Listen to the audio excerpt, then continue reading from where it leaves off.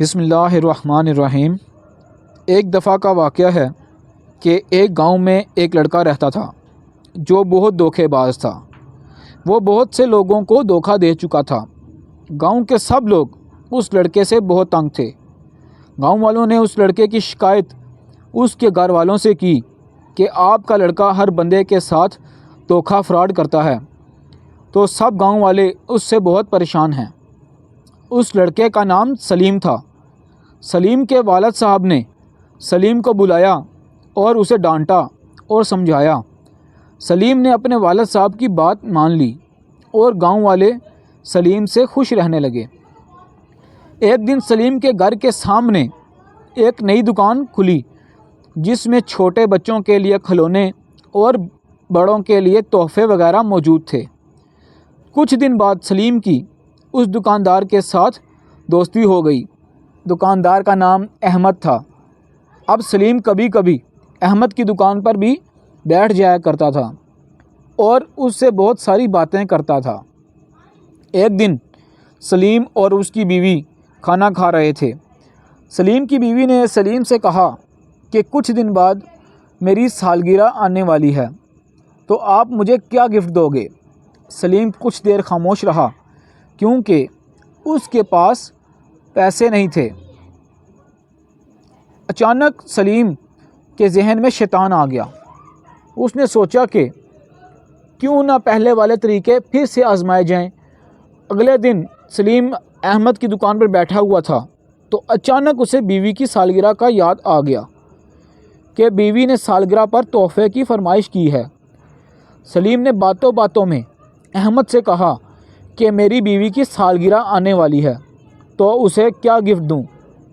احمد ایک دکاندار تھا تو اس نے کہا کہ جو مرضی دے دو، میری دکان سے پسند کر لو، جو گفٹ دینا ہے دے دو۔ سلیم نے احمد سے کہا کہ آپ دکاندار ہو، آپ کو تو زیادہ پتہ ہوگا کہ عورتوں کو زیادہ کون سی چیزیں پسند ہوتی ہیں۔ تو احمد نے کہا کہ عورتیں تو زیادہ تر آئینہ ہی خریدتی ہیں، تو تم بھی اپنی بیوی کو آئینہ دے دینا۔ سلیم نے احمد سے آئینہ لیا اور کہا کہ پیسے بعد میں دیتا ہوں، پہلے گھر میں بیوی کو دکھا دوں۔ سلیم آئینہ گھر لے گیا۔ اگلے دن سلیم آئینہ واپس لے آیا اور کہا کہ یہ میری بیوی کو پسند نہیں آیا، کوئی اور چیز دکھاؤ۔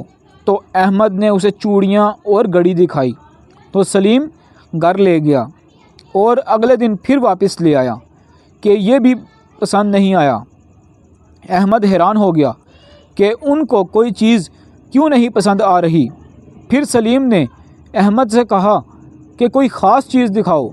احمد نے اسے ایک ہار کے بارے میں بتایا کہ میرے پاس ایک ہار ہے، اس پر موتی وغیرہ لگے ہوئے ہیں اور یہ تھوڑا مہنگا ہے۔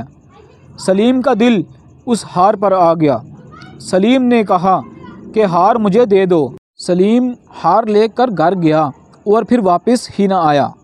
دکاندار دیکھتا ہی رہ گیا کہ سلیم آئے گا اور ہار کے پیسے دے گا، لیکن سلیم جب بھی گھر سے نکلتا تو دکاندار سے اپنا منہ چھپا کر نکلتا کہ کہیں دکاندار اسے دیکھ نہ لے۔